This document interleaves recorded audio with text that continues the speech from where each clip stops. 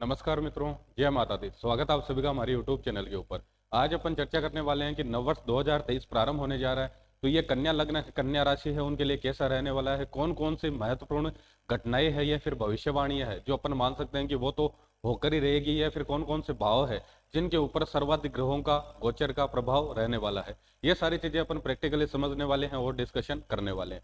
तो सबसे पहले तो जिनको पता नहीं होता है कि कौन सा चार्ट है जिसे अपन कन्या लग्न का चार्ट मानते हैं, तो आपकी लग्न कुंडली है, अगर उसके पहले खाने के अंदर अगर 6 नंबर डिजिट लिखा हुआ आ रहा है तो बाय डिफॉल्ट आपका जो चार्ट है वो हो जाएगा कन्या लग्न का। यानी कि कुंडली का जो पहला खाना है उसमें अगर 6 नंबर लिखा हुआ आ रहा है तो आपका चार्ट हो जाएगा कन्या लग्न का। अब बात करें राशि की, तो राशि देखते हैं अपन चंद्रदेवा की प्लेसमेंट से, यानी कि चंद्रदेव की जहां पर प्लेसमेंट है और उस खाने के अंदर अगर 6 नंबर डिजिट लिखा हुआ आ रहा है तो इसका मतलब आपकी जो राशि है वो है कन्या राशि। अब बात करते हैं कि कौन कौन से ग्रह है जो आपको इफेक्ट करेंगे और कौन कौन से प्रिडिक्शन है जो अपन मान सकते हैं कि ये तो होनी निश्चित है। सबसे पहले प्रिडिक्शन देखने के लिए अपने को चाहिए कि कौन कौन से स्लो ट्रांजिट है जो पूरे साल अपने को इफेक्ट करने वाले हैं। तो शनिदेव है 17 जनवरी के बाद में आपको इफेक्ट डालेंगे कुंभ राशि से, तो शनिदेव है उनका जो पूरा इफेक्ट रहेगा वो रहेगा आपके छठे घर से। वहीं बात करें अपन बृहस्पति देव की, तो बृहस्पति देव है आपके 7वें घर के अंदर ट्रांजिट कर रहे हैं और अप्रैल के बाद में यानी कि मई से देखें अपन, तो मई से उनका इफेक्ट हो जाएगा आपके मेष राशि से। इसके अलावा राहु देव है वो अक्टूबर 2023 तक पूरा इफेक्ट देने वाले हैं मेष राशि से, यानी कि आपके 8वें घर से। और उनके अपोजिट देखें तो वो है आपके केतुदेव, केतुदेव आपको इफेक्ट देने वाले हैं तुला राशि से आपके दूसरे घर से। तो ये जो 3 स्लो ट्रांजिट है या फिर जो मेजर ट्रांजिट है जो अपने को पूरे साल इफेक्ट करने वाले हैं। अब क्या क्या प्रिडिक्शन है जो अपने साथ में होकर रहेगी या फिर होने वाली है। सबसे पहले अगर प्रिडिक्शन की बात करें तो पहली प्रिडिक्शन है आपके इन्वेस्टमेंट को लेकर ले सकते हैं या फिर अपन ले सकते हैं विदेश सेटलमेंट को लेकर। अगर आपकी किसी भी तरह की प्लानिंग है किस तरह की विदेश सेटल होने की, इंपोर्ट एक्सपोर्ट का काम करने की, तो उसके लिए ट्रांजिट आपको पूरा सपोर्ट कर रहे हैं। कैसे सपोर्ट कर रहे हैं? शनिदेव है उनके 7वीं दृष्टि है वो आ रही है 12वें घर के ऊपर, राहु देव है उनकी 5वीं दृष्टि है वो आ रही है आपके 12वें घर के ऊपर। इसके अलावा शनिदेव है उनकी जो 10वीं दृष्टि है वो आ रही है आपके तीसरे घर के ऊपर, जिससे अपन यात्राएं देखते हैं। और 12वां घर है जिससे अपन विदेश सेटलमेंट देखते हैं, इंपोर्ट एक्सपोर्ट का काम देखते हैं, किसी भी तरह का इन्वेस्टमेंट देखते हैं, आइसोलेशन है, जेल यात्राएं, वो सारी चीजें देखते हैं। लेकिन ओवरऑल देखें तो 12वें घर के ऊपर जो विदेश के कारक स्वयं राहु देव है वो इफेक्ट डाल रहे हैं। शनिदेव है जो सर्वाधिक भाव की एक्टिवेशन देखते हैं, जिनका सर्वाधिक इफेक्ट मानते हैं अगर किसी भी भाव पे आ जाता है, तो दो ग्रह है जो इफेक्ट डाल रहे हैं। इसके अलावा बृहस्पति देव है वो भी मई से इफेक्ट डालना स्टार्ट कर देंगे आपके 12वें घर के ऊपर। तो अपन ये 100% मान सकते हैं कि कन्या लग्न है, कन्या राशि के जो भी जातक जातिका है उनका अगर प्लानिंग है कि विदेश सेटल हो जाए, विदेश चले जाए, तो ये 2023 है, ये जो ट्रांजिट है ये आपको पूरे सपोर्ट कर रहे हैं विदेश जाने के लिए।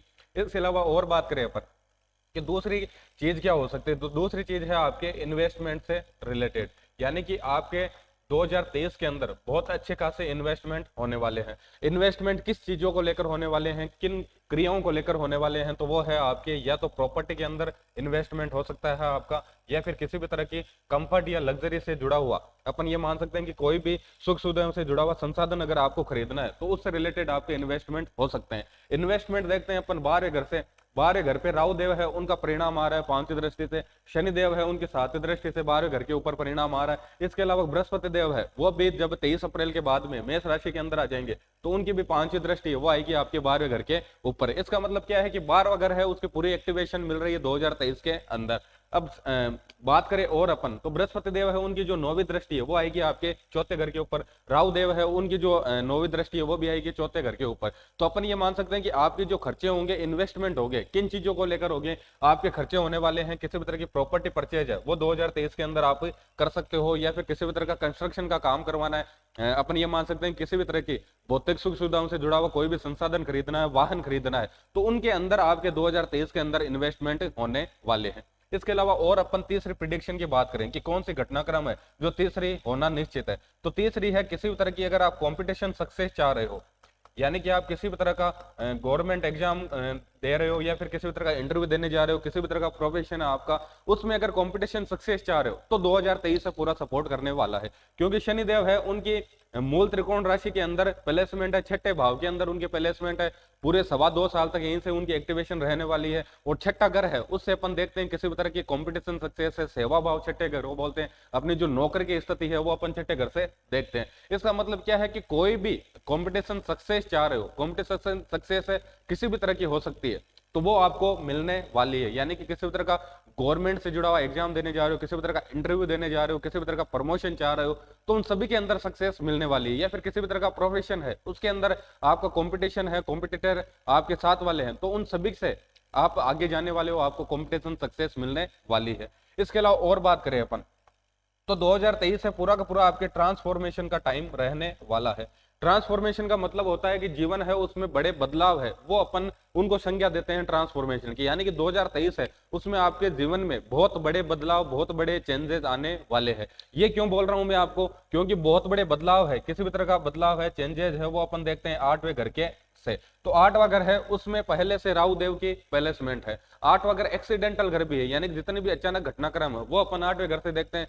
तंत्र मंत्र है, ज्योतिष है, रहस्यमय विद्याएं है, वो अपन 8वें घर से देखते हैं। अनअर्न मनी है, वो अपन 8वें घर से देखते हैं। कोई भी सब्जेक्ट है उसके अंदर गहराई है, रिसर्च है, वो अपन 8वें घर से देखते हैं। या फिर आध्यात्मिक उन्नति है, आध्यात्मिक किसी भी तरह का ट्रांसफॉर्मेशन है, वो अपन 8वें घर से देखते हैं। तो 8वें घर में पहले से राहु देव की प्लेसमेंट है, शनि देव की तीसरी दृष्टि 8वें घर के ऊपर आ रही है, बृहस्पति देव है वो और आपके यानी कि 23 अप्रैल यानी कि मई से पूरा इफेक्ट 8वें घर के ऊपर डालना स्टार्ट कर देंगे। तो इसका मतलब क्या है, इसका मतलब यह है कि रहस्यमय विद्याएं हैं उनसे आप जुड़ने वाले हो, आध्यात्मिक उन्नति कर सकते हो, किसी भी तरह की रिसर्च कर सकते हो, किसी भी तरह की इनोवेशन कर सकते हो आप। और ओवरऑल देखें तो आपके लिए ये ट्रांसफॉर्मेशन का समय रहने वाला है 2023।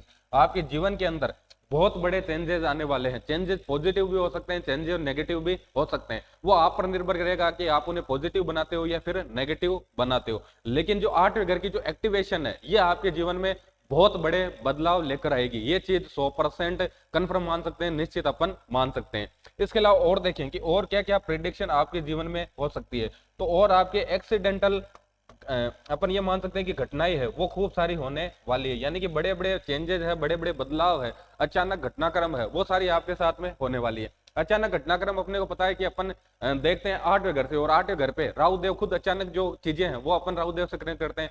कोई भी गतिविधि है अचानक घटित हो जाती है वो अपन राहु देव से कनेक्ट करते हैं। राहु देव उनकी प्लेसमेंट 8वें घर के अंदर है, 8वां घर है, जीवन में जितने भी अचानक घटनाक्रम है वो अपन 8वें घर से देख रहे हैं। यानी कि 8वां घर भी कनेक्ट है, राहु देव भी उससे कनेक्ट है, शनि देव है उनकी तीसरी दृष्टि भी आ रही है, बृहस्पति देव उनकी प्लेसमेंट भी है। 8वां घर पूरी जो एक्टिवेशन पे है वो आपके जीवन में बड़े बदलाव तो लेकर आएगा, लेकिन जीवन के अंदर बहुत सारी घटनाएं हैं वो बिल्कुल अचानक घटित होगी, जिनकी आपने पहले से किसी भी तरह की प्लानिंग नहीं कर रखी है या फिर पहले से माइंड में है ही नहीं कि ये चीजें भी अपने साथ में हो सकती है क्या। तो वैसे बहुत सारी चीजें आपके साथ में घटित होने वाली है, बड़े बड़े घटनाक्रम है वो आपके जीवन के अंदर होने वाले हैं, बड़े चेंजेस होने वाले हैं। और अपन ये मान सकते हैं कई सारी एक्सीडेंटल का मतलब ये नहीं है कि अपना एक्सीडेंट हो जाए, एक्सीडेंट का मतलब है कि बड़ी चीजें अचानक घटित हो जाना, वो अपन एक्सीडेंटल घटनाओं के अंदर लेते हैं। तो ये सारी चीजें आपके साथ में होने वाली है।